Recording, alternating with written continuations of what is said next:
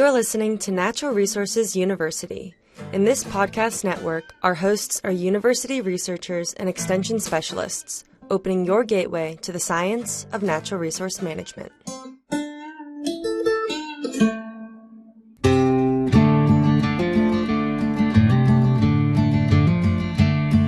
Welcome to Fire University.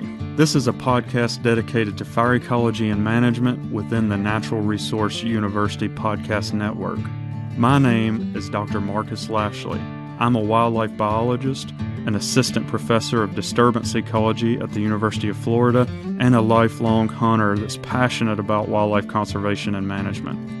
In this podcast, I will interview scientists and professionals not only on the latest research in fire ecology, but also about their experiences, in hopes that you as the listeners can learn why fire ecology is important and also how you can use it to meet your natural resource management goals. So let's get to the burning questions in Fire University. Hey everybody, welcome back to Fire University. We've got another episode for Turkey Week, and today we have Ryan Basinger from Westervelt. Ryan, thanks for coming on the show. I really appreciate it. I know we've known each other for more than a decade, I guess now, and we have shared a lot of things in life, like where we grew up. We grew up right across the river from each other, and then shared a master's lab with Craig Harper at the University of Tennessee. But it's good to see you. I hadn't seen you in quite a while. You too. Thanks for having me on, Marcus. Yeah. Well, I thought you would be a really good person to get on because I hadn't caught up with you in a while, and I thought that'd be fun. But also I know that you're really passionate about turkeys, and you have a lot of experience with prescribed fire in particular. So thought it'd be really fun to talk shop with you. Yes, good timing.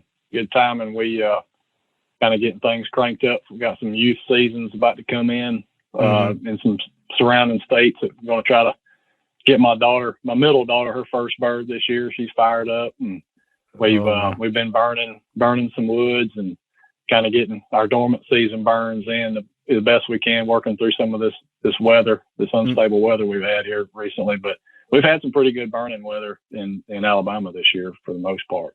Yeah, well, that's good news. I know I've had people sending me messages and tagging me and stuff like that are, setting stuff on fire in Alabama. And seems like it's been a pretty good year.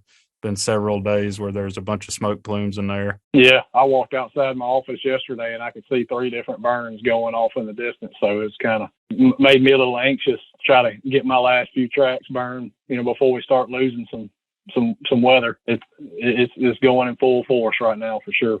Yeah. You're talking about you're taking your middle daughter to get her first bird. I can't wait for that. I've been just chomping at the bit. Mine's not quite old enough yet, my first one, but this year I took her out and right across the river from you down there in Belmont. I took her out and she just sat in the stand with me, in a deer stand, this past Christmas break. And I mean, it was just like you wrote it in the book, how it was supposed to be. A mature buck, walked out 50 yards from us about 5 minutes after we got into the stand and just, pranced around, and it just blew her away. And I could just see the light. She's been really outdoorsy for the last few years growing up. But that was the first time where I really saw that she might have that, that same thing, that same passion. So I'm really curious to see if she develops that as well. But getting her on a turkey gobbling, that really separates you. Yeah. It really separates out the passionate, lifelong hunter from those that aren't. If you can't get into a turkey gobbling in your face, it's a pretty good tell. Yeah, it's definitely it tests your the generosity of a true turkey hunter. It's hard for a diehard to even want to give up a bird for his own child sometimes. You got to get in a different. Yeah. You got to get out of that kill mode that you've been in, pre-kids, and kind of slow it down and getting back. And I can say it's so much more rewarding. My middle daughter is 10, and she has really loves to go hunting with me. And she's killed 2 stud bucks so far. And she killed her first one. Both of them are 5+-year-old bucks and mature deer. And she's kind of got that, I guess, just being around me and growing up around, folks in our circles, she's not interested in shooting a small buck. She understands, population management and all that. So it's been a lot of fun watching her get excited about all that. So it's lit a new fire in me. Because I wasn't deer hunting as much as I used to, because I feel like I manage deer every day at some level in my career. So it just kind of, the passion kind of to deer hunt, is kind of waned a little bit. So that's kind of brought it back around at a different level that I've really enjoyed. So it's been a lot of fun. So she's been a part of one turkey kill, but she hadn't pulled the trigger yet. So, did it get her excited? That's the real question. She carried him. She carried him out. So that was a lot of fun watching a 30-pound, 10-year-old girl, or she was 8 at the time, I think. So, or no, I say 30 pounds. My youngest is 30, but anyway, carrying a bird half her size, up a hill. It's, a lot of fun watching her, flounder around with that. Yeah. That sounds like you're giving her all the opportunity to love it. Yeah. Well, so I guess if we get on to business, so I know that you've got a ton of experience with turkeys. You even did your master's research, right? Was on forest management. You did a lot of things with turkeys during that work, didn't you? Yeah, we, Dr. Harper and I, as you mentioned earlier, we looked at some different silvicultural techniques in the mountains and upland hardwood stands, looking at different levels of thinning intensity, thinning with burning, burning alone. So looking at the impacts of, just common forest management practices on habitat for turkeys, whether it was, acorn production, soft mass production in the summer and fall, invertebrate abundance and availability, nesting habitat, just looking at it at every level, what these practices, do for turkeys and turkey habitat. So that was a pretty fun project to be a part of. Yeah, I bet. I know my work with them was pretty similar, and some of the plots may have even been the same. It was just, several years after you. But yeah, I was focused on deer, but I was working alongside another student who was doing turkey stuff, and we did all that together. But some of the same sort of work. So did you take the job with Westervelt as soon as you got done with the master's? So yeah, pretty much. I actually had I worked with the Corps of Engineers for about a year. Okay. After I finished up at Tennessee, mainly to fulfill a co-op agreement that I had with them when I was an undergraduate. So I owed them some time. And then after that, I went right with Westervelt. So I've been with Westervelt probably 16 years, I think. Oh, wow. This will be the 17th year I've been with the Westervelt company. Yeah. So you've worked, I guess, in multiple capacities with, different kinds of landowners, and you've been a part of the research, obviously, at the beginning, but now you've transitioned more to working with a lot of private landowners. So when you're working with those landowners, I guess, what do you think, I guess, the people that you have worked with over the years, what generally is driving their decision making?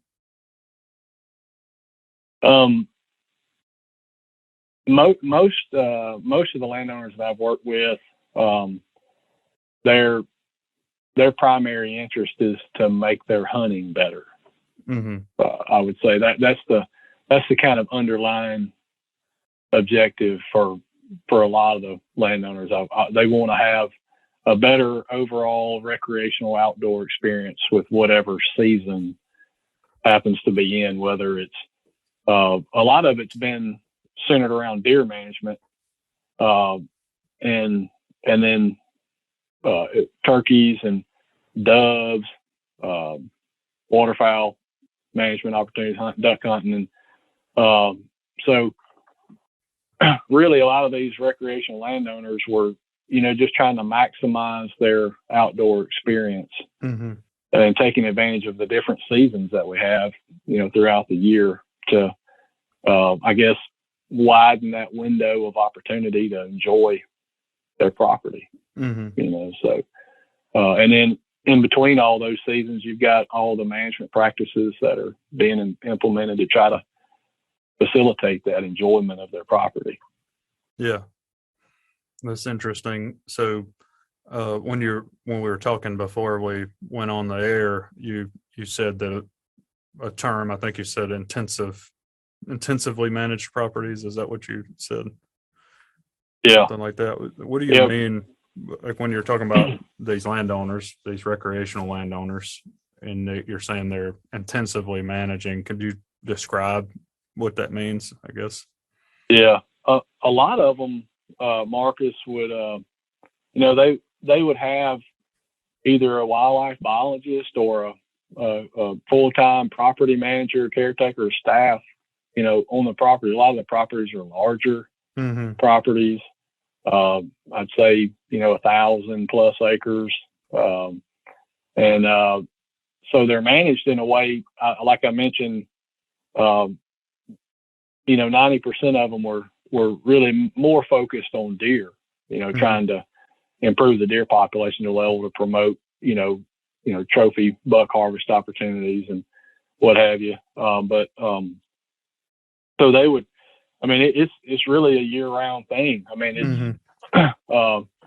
It's timber management practices, whether it's, creating cover, browse, or you're doing things, managing timbers for a silvicultural standpoint, for, generate revenue, whatever. So there's all that going on. We're, managing the timber, with other techniques such as through herbicide prescriptions to try to promote wildlife habitat that way. Burning, if we've got, habitats that we can burn. Food plot management, a lot of these properties were, may have, 5 to 20% of the property in food plots, agricultural crops. So there's, as year-round management is needed on those, whether, both fall and summer plantings, perennial crops that you're, managing throughout the year. Managing stands, you might have, some of these properties may have 50, 60 stands to maintain, shoot houses or lock-ons, supplemental feeding programs. They're, a lot of these properties are feeding, high protein feed year round. So, there's something, planting dove fields, spraying dove fields, drawing down waterfowl impoundment. So you name it, there's something going on all the time. So from an intensity standpoint, that's about as intense as you can get. And then you mix in deer season. So in a lot of states, you may have a deer season that lasts from November to February. Right. So some of these tracts you may be having to harvest 50 to 100 deer off of a year, to knock the top off from all the hard work you're putting into them and making things better so you can remove more. So yeah. So it's got at that level, it almost becomes a real problem, right? It's like, it is a problem. How are we going to get 100 deer removed? Yeah. It's hard to accomplish that unless you have a lot of people, I guess. Yeah, that's right. But yeah, it's, you know, kind of every every property is unique, and, you know, but I would say that a lot of them have that same common goal, though, is, man, we want to have a great hunting experience, and we want our family and friends or customers or whoever to enjoy. You know, we want to bring them out here and just have them have the hunt of their life, you know. Yeah. So, whatever that is, you know, so. You made me think about something different, you know, when you talk to people, any hunter, I mean, I would say that I'm probably biased in this, but the turkey hunting community is a very passionate group of people, and it's right. I haven't met many other groups that rival it, at least consistently among every single one. I mean, you know, it's when you talk to someone who grew up or has gotten really into turkey hunting, it's always like, I posted something the other day. I mean, it's like poetic, you know, when you describe your experiences and why it's made you love what you do and why you've gone through your entire career. I mean, you've developed your whole life around it and career around that passion. But when I talk to people like yourself, they're working with lots of landowners, and I know your role has changed over the years, and you don't necessarily do that as much anymore. But when I talk to folks that work with lots of people, it seems like the management decisions, when they are wildlife focused, are often centered on deer or quail. I don't hear that, you know, people say turkeys that often. Do you think that, I mean, are there landowners out there that are doing all these things, like they're making all their decisions based on turkeys, and then the other things are just kind of benefits that come with it? You know, like it seems like that happens with deer a lot. But. Yeah, I think, you know, you hit on, you know, an important point there is there turkeys, you know, there's just always that mindset that, you know, whatever I'm doing for deer, turkeys are going to be benefiting from. So there wasn't an intentional component to, you know, for managing turkeys. You just assume they were benefiting the same way that whatever else you were managing for. And you know, that's a valid point, because turkeys are so adaptable. They just, you know, they utilize so many different things, and they can kind of make do. But we've kind of, you know, got to, and I feel like we've probably gotten to a point where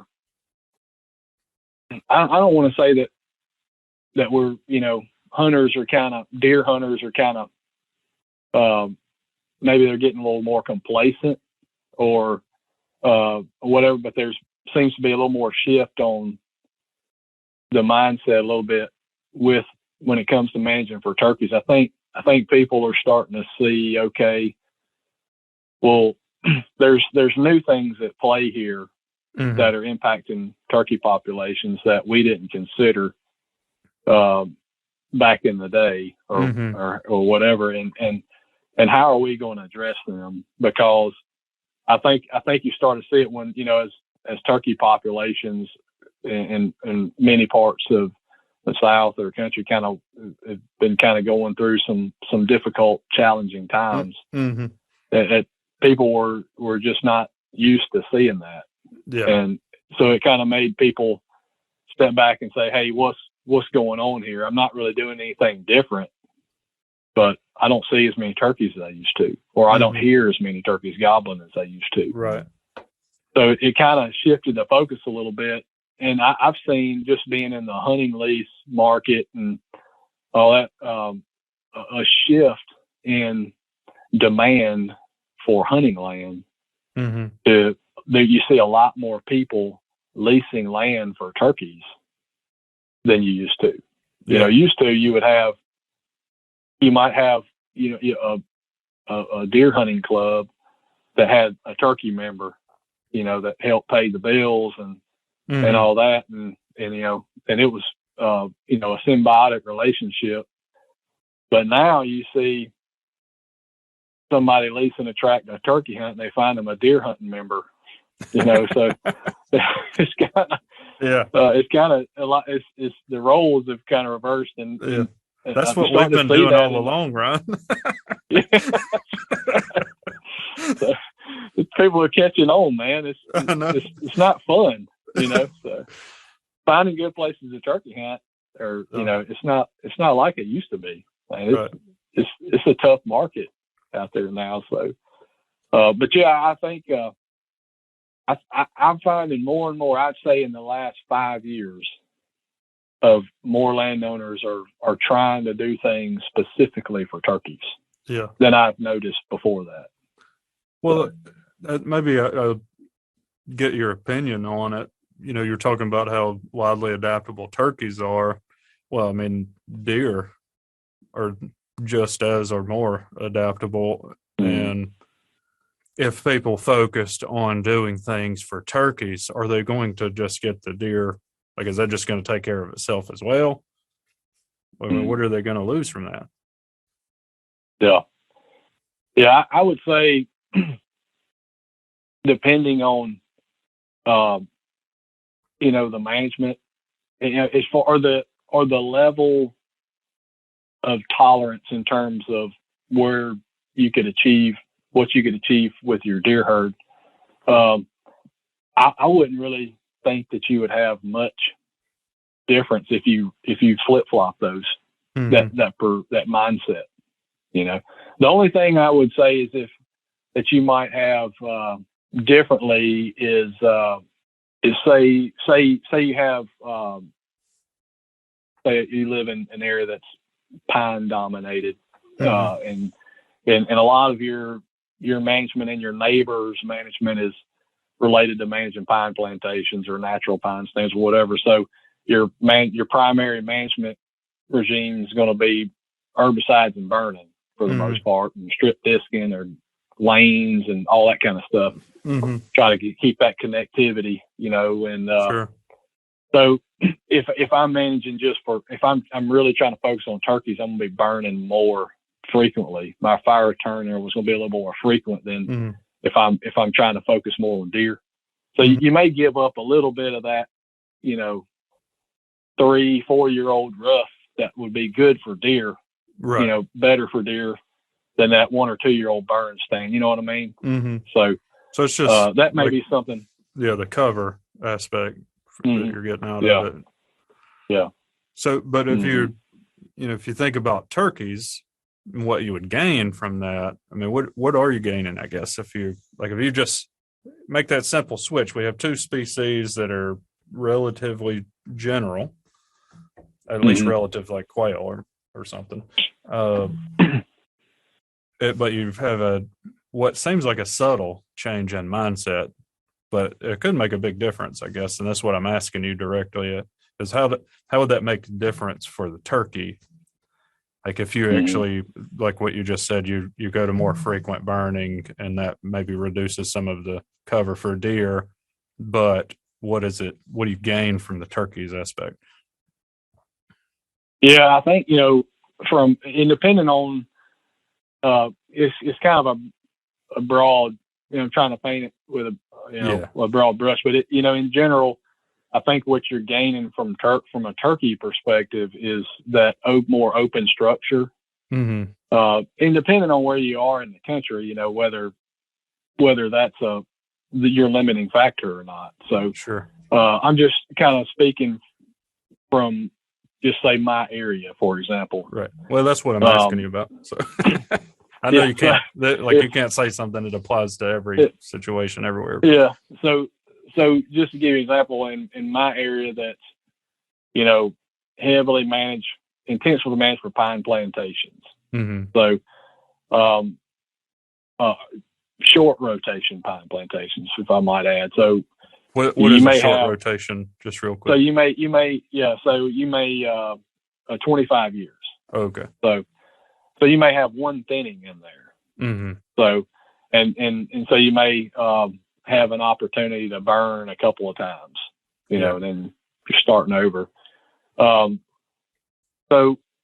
one in a lot of SMZs or streamside management zones.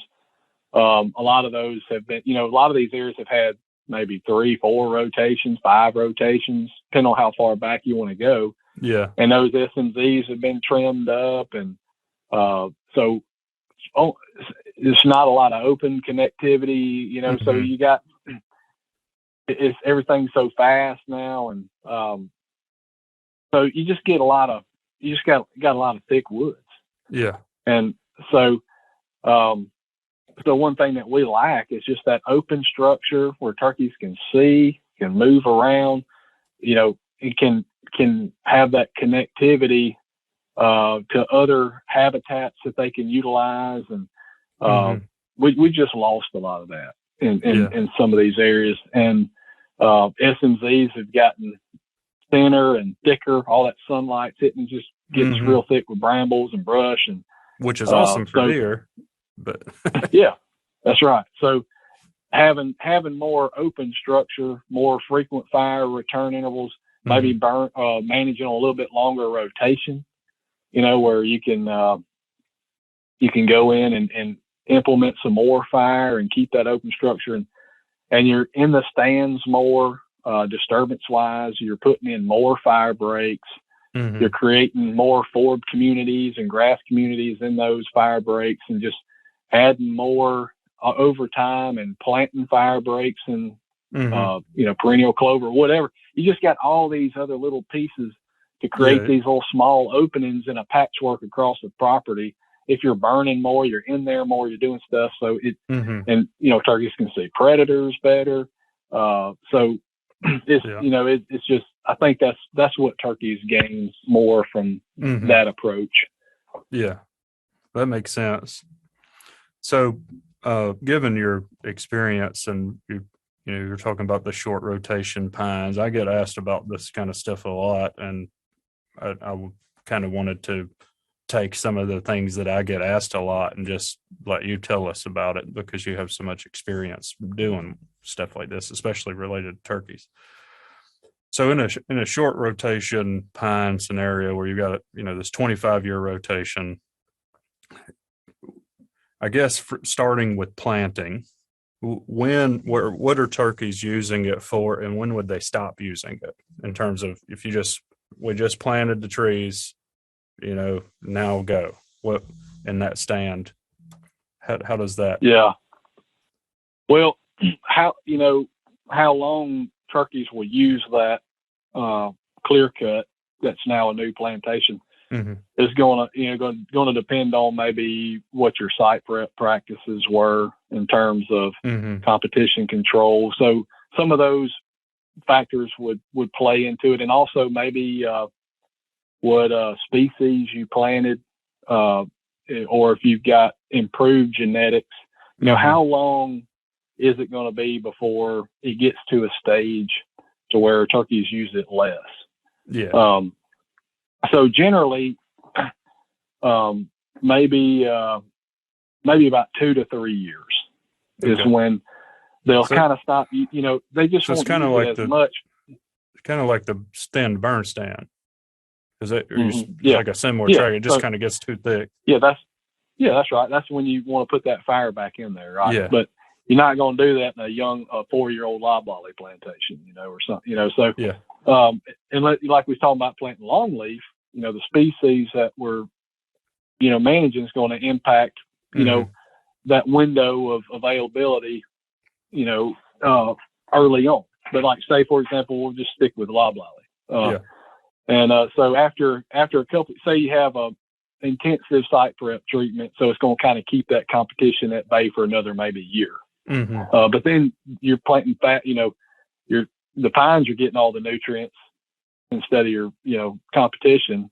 Yeah. And they're going to be shooting up, and all of a sudden they start canopies start closing. It gets real thick, impenetrable for turkeys, and then really all you've got is some turkeys using the edges of that for nesting and maybe some escape cover from time to time. But by and large, that's a block of land that's not being utilized, and it's probably going to hinder you for, depending on the adjacent habitat types and the scale of that, how many acres it's that could, so it's probably, it's going to be unusable for, once the pines, a loblolly plantation gets maybe 10 or 11 years old, it'll start to, we talked about the canopy closure and shading effect. Mm-hmm. So I think it'll clean it up underneath it. And then turkeys will start kind of moving back in a little bit once you start,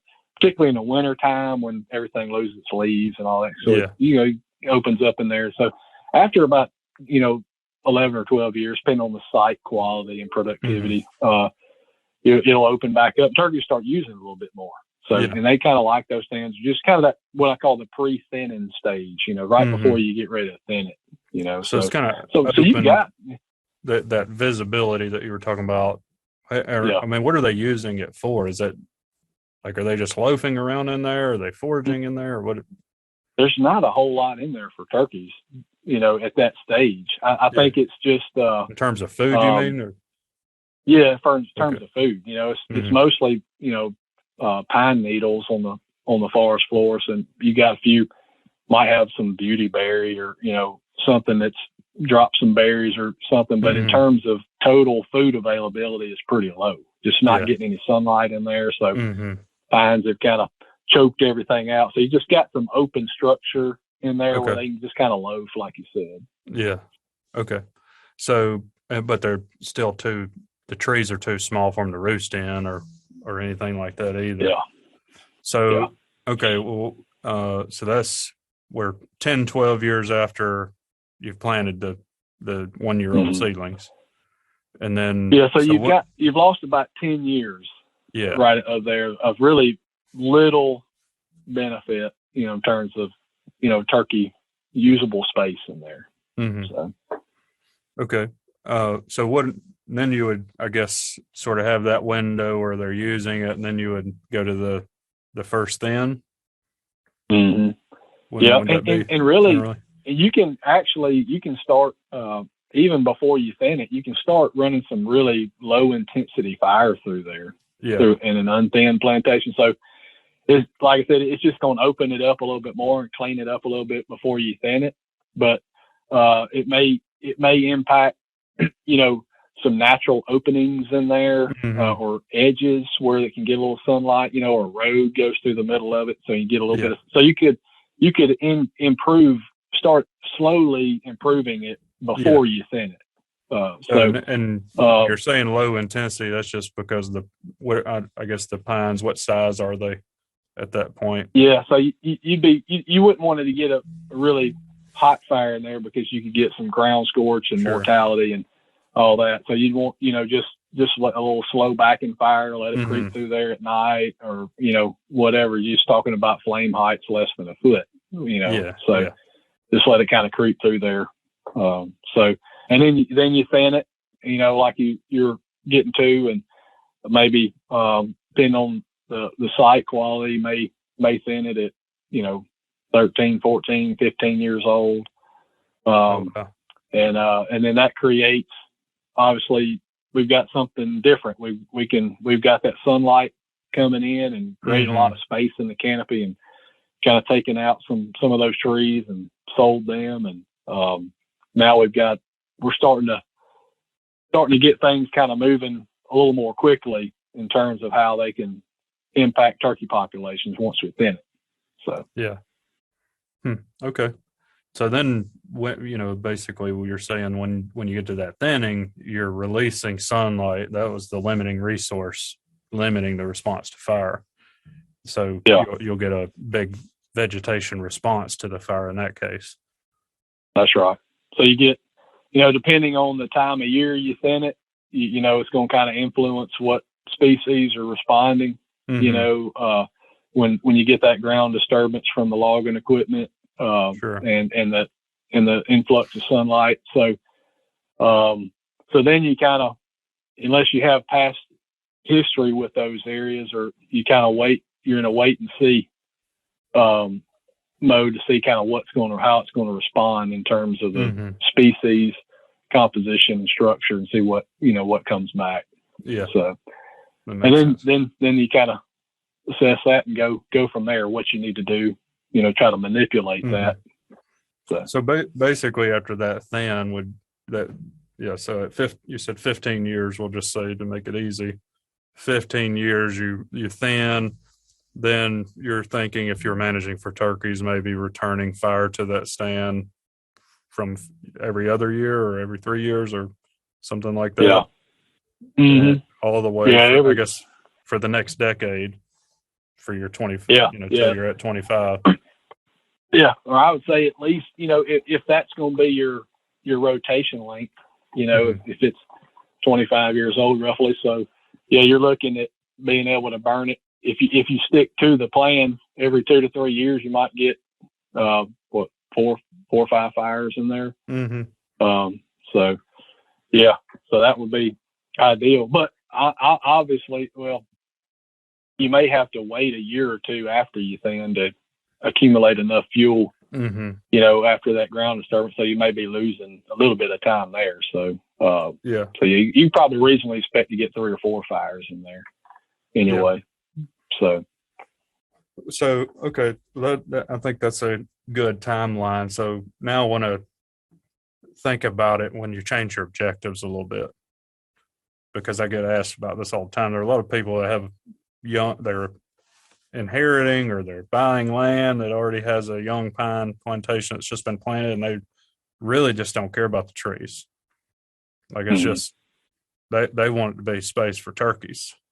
So when it sounded like the first time, if your main objective was to grow loblolly pine timber, you go through that process, and you might, if you have a secondary objective of deer and turkeys, or specifically turkeys, you'd introduce fire to that stand. Not necessarily would you do that if you don't have that objective. Stop me if I'm mischaracterizing what you were saying. But it sounded like you wouldn't introduce fire until at least a decade after you planted, maybe 12 years, right? Yeah, that's right. If it's loblolly. Yeah, if it's loblolly. How would that change if it was longleaf? Well, you could burn, pretty much throughout the life of the stand. Starting from as long as you got fuel. Yeah. And I guess and there are time periods that are sensitive, that you need to consider in some of those earlier stages, when they're candling and things of that nature. So, but those can all be worked around. So during that sensitive stage, but you got a little more burning flexibility throughout the life of the stand. Yeah. Okay. Well, what if you're in this situation where you've gotten this young pine plantation of loblolly, and you don't care about the timber at all. I mean, a lot of the landowners, they don't own the land for income. They might like to have a little income and don't want to throw away money necessarily, but they really care about turkeys.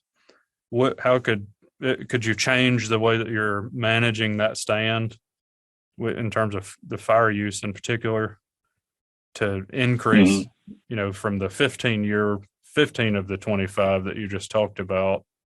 Could we make that turkey habitat for more of that? I think there are certainly ways to do that. One thing that I might consider would be like, what are the surrounding habitat types, and what role is that stand playing in, hindering or helping, would it provide a good, habitat type in terms of nesting habitat for a period of time that may be lacking somewhere else on the property, or how big the stand is? Can you break it up to try to, say, is it a 300 acre block of the same age timber? And if you're not necessarily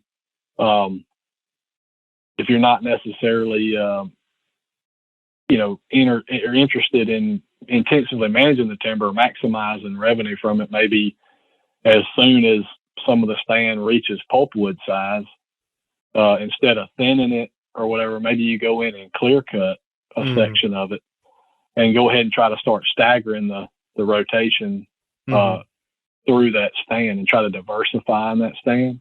Yeah. So maybe you do that, and then maybe you go and install long linear food plots in it, or roads, or daylight roads, or create lanes traversing through. That's one thing that that really hurts populations, is just cutting that connectivity off. You know, I see it all the time where somebody go in there, cut a big chunk of woods out, and then all of a sudden turkeys can't, get to the roosting areas anymore, just because it gets so thick they can't even access them to roost those normal roosting areas. So say if that's your plantation, keeping that openness, lanes, travel lanes, corridors, to where they can, as soon as things start to open up and loosen up in that stand, they can get in there and start roosting in again, where you're not just completely cutting them off to habitats that they once needed. Sure. So does that answer your question? I think, I was just, I know I'm asking you general questions and just mainly letting you go where you want to go with it. But that's the kind of questions we get all the time. I get an email saying, "Hey, when should I start burning my pine stands?" And it's like, well, I need a lot of context. How much you like them? Some people are, basically as soon as you have fuel in there and it will burn, you can burn it, right? But what if you have a 5-year-old loblolly plantation?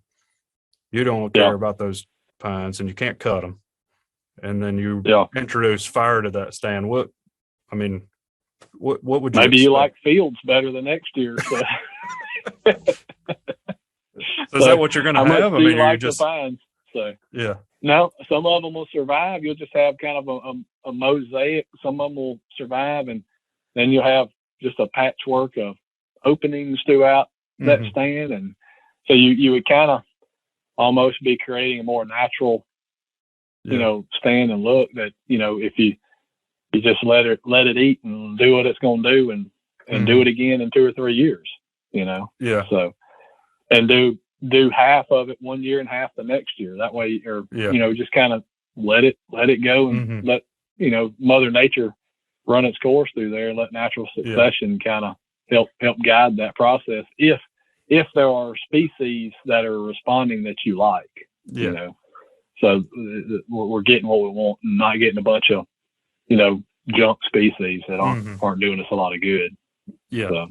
That makes sense. What you were describing with it being a mosaic sounds a lot like what I'm recommending to people a lot of the time, and I'm I don't know if you do, I'm not going to speak for you, but I certainly recommend, and it sounds like based on what you were describing, that's sort of what you're trying to do with an intensive management strategy, is to provide all of the habitat components where they're accessible to one another. Like turkeys can get around all of them, or all the things that they need. It sounds like you're kind of generating that within the stand, given that you're, in that case, you'd be killing a bunch of your loblollies. You'd have some, but what you get from it is you'll have little patches where the loblolly does excellent, but you'll also have patches that are just an opening with no pine in it. And, the opening provides some really good stuff that you wouldn't get necessarily otherwise, unless you are intentional about it and you have logging decks or daylighted your roads or whatever to create it. I mean, certainly if if you're like me and you like turkeys more than you do pine trees, it can be advantageous. Well, I get asked about that all the time, and I kind of say similar things to what you said. But that's the trade-off you're making is, well, you're going to lose some pine trees if you burn them that early. That doesn't mean you can't, but it's generally, if you're trying to maximize timber production, we're not, that's not what we're thinking. But it's interesting. I've also, I haven't been in this game that long, but over the past 15 years or so that I've been working with people. I've even seen a transition, it seems like, in philosophy with people where they're more willing to do stuff like that. And they, you know, even when you're like, well, you probably don't want to do that because you're going to negatively affect pine production. They're like, well, I don't care. Is it going to make more turkeys? Yeah, that's right. Or is it going to make more quail? You know? So it's been interesting. So when we're contrasting that, I guess the big difference with longleaf is that you probably won't have nearly the mortality rate of your pine that you've planted in that if you have that early on burn rate. Yeah. Yeah, and you got to keep some degree of openness within the stand throughout most of the life of that stand, you know, at least in the early stages, you know. Yeah. Mm-hmm.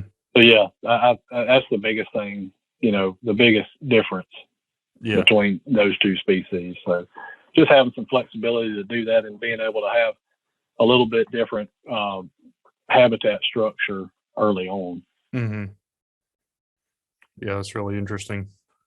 I guess in these intensive managed properties, that's the typical place that you work with. Are they using fire frequently as part of that intensive management? Would you say that's common? Yeah. Or? Yeah. Every one of them are that has, you know, the habitats that can that you know are conducive for you know, the ones that, you know, we're not burning bottomland hardwood or, you know, wet habitats, but you know, where and like I said, kind of by default, if you're in the South, you're going to be kind of in some pine managed areas. So a lot of people are managing for pine production, and so that's what we got to work with.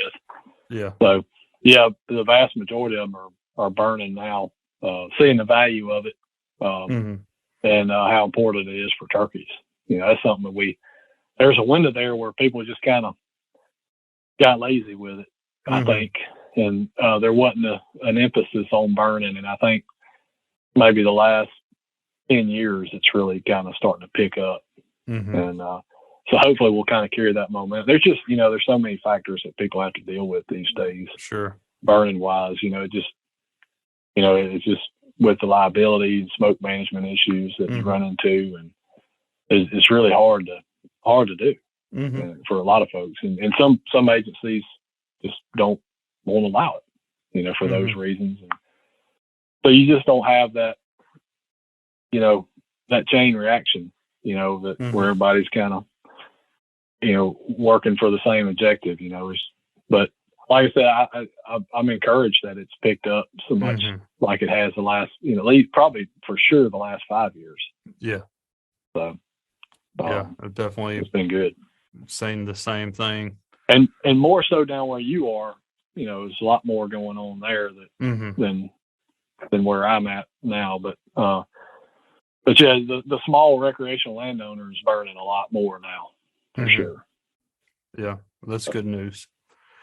One thing that I know we're bouncing around for topics, but I keep thinking of things when you're talking. So we talked about on the front end, if you're that person who's just bought a piece of property that was planted in a pine plantation, and you're not necessarily interested in that, I'd say that's pretty common, that people would buy land and you know, they might walk into that scenario where they have a bunch of pines that they're not necessarily interested in at all. What about, so you talked about the 25-year interval. That's if you're trying to manage for timber, right? I mean, you don't have to cut them then. Well, yeah. It really is going to be driven a lot by the timber markets in your area. Sure.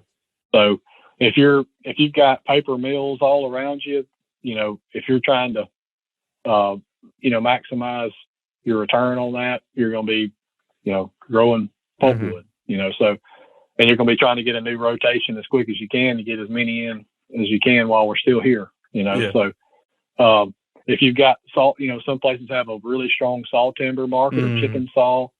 So it just really is going to be a lot of that's going to be driven by what your market is. And, but yeah, in terms of,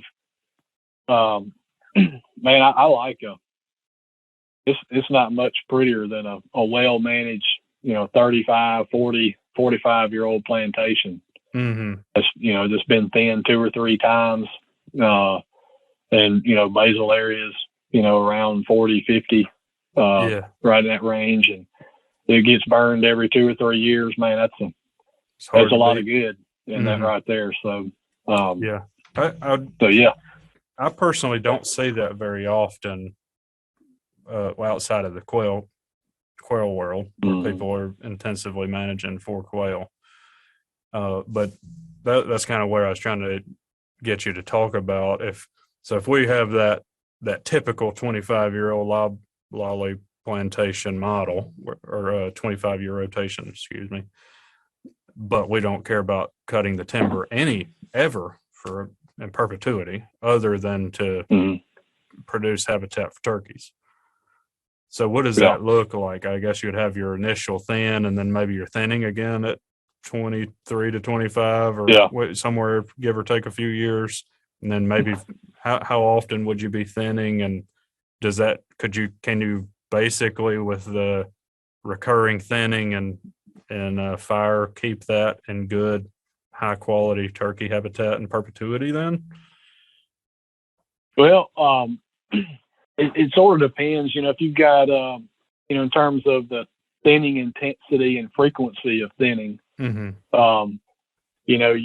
you're planning on taking it out, you're extending your rotation longer, you'd want to thin less intensive. That way you're ensuring there's some wood to come in, because thinning is going to be helpful for you, in terms of not only generating some revenue, but also helping you create that habitat. Yeah. And help with the pines, as well, keeping them healthy and going. Because if you're extending your rotation, it's important for you to keep the trees healthy so they're not dying out and start getting some mortality in the stand, So you want to, depending on, what your planting rate was, how many trees were planted there on the site and how many trees per acre, and then go in and maybe, if you're wanting to, have a longer rotation, you would just take out, fewer trees each time you go in the stand. That way you can kind of keep that periodic disturbance, like you said, maybe every 5 to 8 years, going and thin a little bit more and thin a little bit more, as long as things are going well in timber markets and logger availability. That would be a good strategy, is doing it that way. And that way you've got wood to work with. And the other option is to, thin it real hard early and just kind of let it go from there. Just use fire from then on. You're just not going to get the heights that you would if you had a little more, trees around it, kind of pushing things up. Yeah. You're just going to kind of stop height growth, but to a large degree. But so you could do it that way if you wanted to. Yeah, that's really interesting. So in that scenario, when you're talking about thinning it harder, I guess you would eventually get to this, even if you were doing it a bunch of times over the next many years. You're kind of getting down to a low basal area. Are you talking about with the heavy thing? Are you trying to go down to like a 30 or 40, or are you trying to go to, where are you at? I think I would give myself a little bit of cushion there, just to account for some mortality, over time. So you may be targeting that. You may not necessarily thin down to that in the heavy thinning, but you're accounting for some trees might die. Yeah. Okay. I might try to stay somewhere around a 40 to 50, somewhere in that range. And that maybe give you a little bit of time to, or won't be quite so bad when you have some disease or, bugs move in or whatever. And you have some mortality in the stand. So, that'd be a good strategy. Well, So it's really interesting. I brought it up with a couple of other folks during Turkey Week, and because it's really resonated with me over the past several weeks, I have been kind of digging around about historical writings about turkeys, like way back, like hundreds of years ago writings. Yeah. And I stumbled across some stuff written by Bartram, who was one of the initial explorers that kind of mapped out where everything was in North America, and it sounds kind of like he's lamenting about it, but I can't really tell the tone from the writing. Of course, the writing's all like it's poetry, the way those folks wrote back then. But he basically was talking about turkeys lighting up the morning in every direction for hundreds of miles, and it would wake them all up. And it sounded like he was almost lamenting, like, I can't even sleep because these turkeys are screaming everywhere. And he did that at the same time that he was essentially labeling the entire landscape, at least the forested portion that wasn't associated with river bottoms. He essentially labeled it as Grand Savanne or Grand Savannah and sometimes woodland. And there's other things in there, but it was just really striking to me that he's basically talking about turkeys gobbling, and keeping everybody up for hundreds of miles in every direction. And he's describing the landscape as a savanna, which just has a few trees similar to what you're just describing with that strategy. And I'm just envisioning having a turkey roasted and gobbling in every tree. We're starting to measure how many birds we have in terms of how many birds per tree. That's a different way of thinking. I want that. I was thinking, and I said it to somebody else, and they were like, "Can you imagine what it was like when there apparently was a turkey in every tree almost?" I would love to be in that scenario. So unless he was just of the frame of mind where he was so upset. It's kind of like that dripping water faucet where it seemed like it was way worse than it was. So you don't really know what a slow drip can be a big problem by the end of the night. So you don't know if it is he. Was it just that irritating because he was just wore out and he needed to sleep? If that dog barks one more time, he's embellishing a bit. There was some other stuff that was fun to read where there was some embellishment where.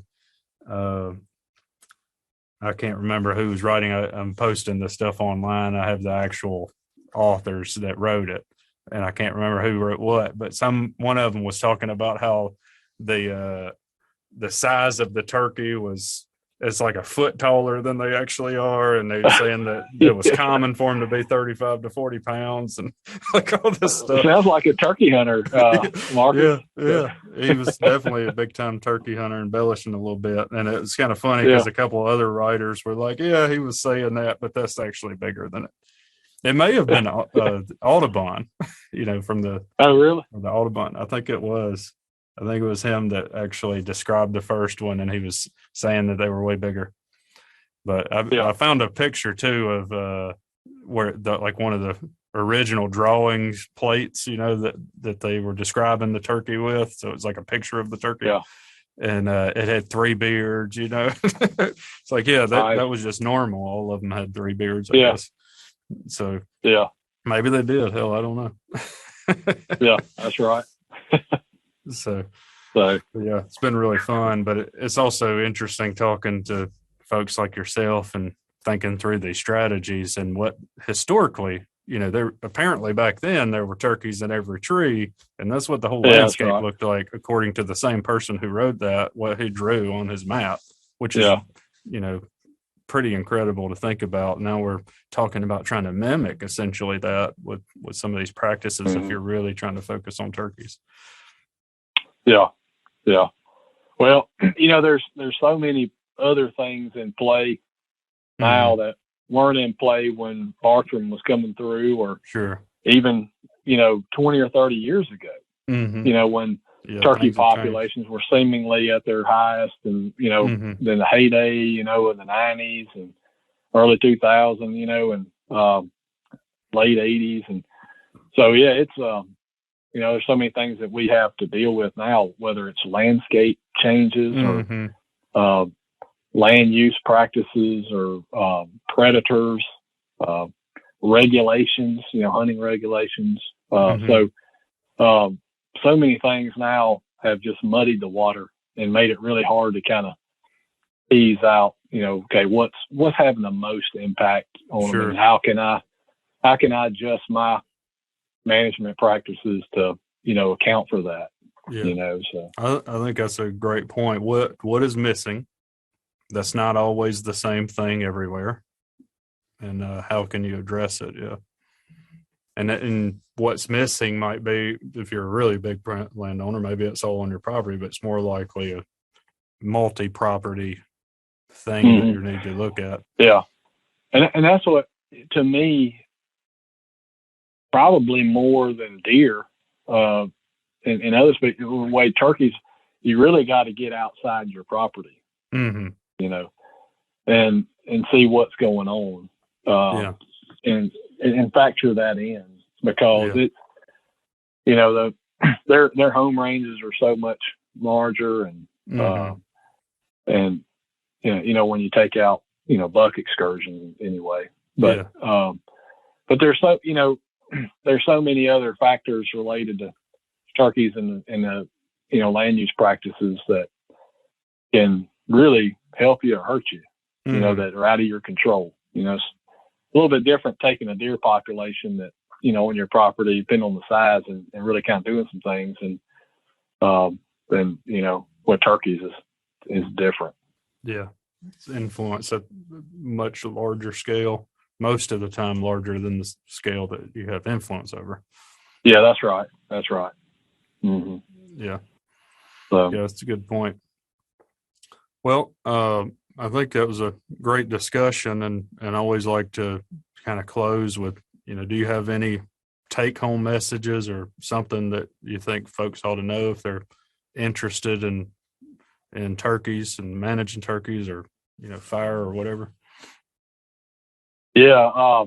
And I'm kind of speaking for what I'm the kind of the challenges that I face more of. So it may not apply to you or wherever your property is, but for me, the biggest thing is maintaining that connectivity to all the habitats that you can on the property, and it may be through a fire break or a sendero lane, corridor, wide roadsides. That's the thing with turkeys. If you go spend time on properties that have lots of birds consistently, and kind of take out all the noise going on around them that they can't control, but the ones that are most successful they're frequently managing the ground cover on their property with fire and disturbance, and thinning, and different and openings, fire breaks, wide roadsides. Keep those wide roadsides they can be gold. Yeah. Especially when you got a young plantation in the mix now, keeping those roosting areas intact, wide FMZs, all that to say is, don't box turkeys in, or they'll rarely get there. Yeah. You know what I mean? From other properties, or box them out, and, I see a lot of, landowners, kind of play defense. They try to, cut long property lines and stuff to try to stop turkeys from, getting on their neighbors and whatnot. So keep it thick, Yeah. So, but man, that can help you or hurt you. When you start cutting turkeys off and their normal travel patterns and hitting these drains and bottoms, and I mean, you can really create just a little island if you're not careful. And you're not going to consistently have birds. You'll have occasionally, but there won't be that consistency. Right. Well, I think that's a good point. If you're taking a strategy and trying to keep them from having that big home range, essentially is what you're saying, that could backfire, and they could just stop using it because it's not big enough and they're not connected to all the things they need. And you've cut them off. So you've essentially created, you don't have enough for them. So they just don't use it because they don't have that connectivity. It's good way to think about it. Yeah, in my neck of the woods, connectivity is the word. I mean, having that connectivity and, more fire breaks that you can, that's just creating that open structure through there. Turkeys, man, they just like you said, shrinks where they got to go get what they need, Yeah. So keeping them off your neighbors may be just improving conditions rather than trying to, the approach isn't to stop them from going where they, going somewhere else. It's to make sure they don't need to. Yeah, that's right. So, okay. Any other good take home points? That was a pretty strong one, I think. Yeah. I mean, it's, the other thing is, I don't know what the answer is to the predator side of it, but I know it's not putting corn out, trying to manage deer and turkeys with feeders and feeding and all that. It's just, I don't know how we're going to address that part of it. So we're making things better for things that eat turkeys. So I would seriously consider, your artificial management practices and how they're impacting positively or negatively your turkey and predator populations for sure. Yeah. So it just seems to be, that we've just got that, we're kind of in that hunting culture shift to, feeders and cameras and guns, and that's kind of how we do things now, it seems like. And so I don't know what the answer is to that. Right. But, yeah. Well, certainly something that needs to be thought about because of the widespread use of the practices. And, there are plenty of people that are very worried about predation on turkeys. Yeah. And, certainly something we need to be thinking about. I talk about it a lot, and we've talked about it today. One thing is to make sure turkeys have somewhere they don't get, that they can hide. Yeah. Yeah. But there's also the other aspect of that is, making sure that you're not subsidizing the predator population. Right. That's right. So cool. We really don't know. So yeah. Well, I really appreciate you taking time to come on the show. It was real fun talking to you. We need to catch up more often. Absolutely. Well, one last thing, if people want to follow up with you and have questions or just want to find you, how can they do that? Yeah, they can email me at rbasinger@westervelt.com. And that's RBASINGER at Westervelt, WESTERVELT. Okay. So We'll link that in the show notes for folks that are interested, and they'll have direct access to it if they like. So, well, it's been really fun. I sure appreciate it.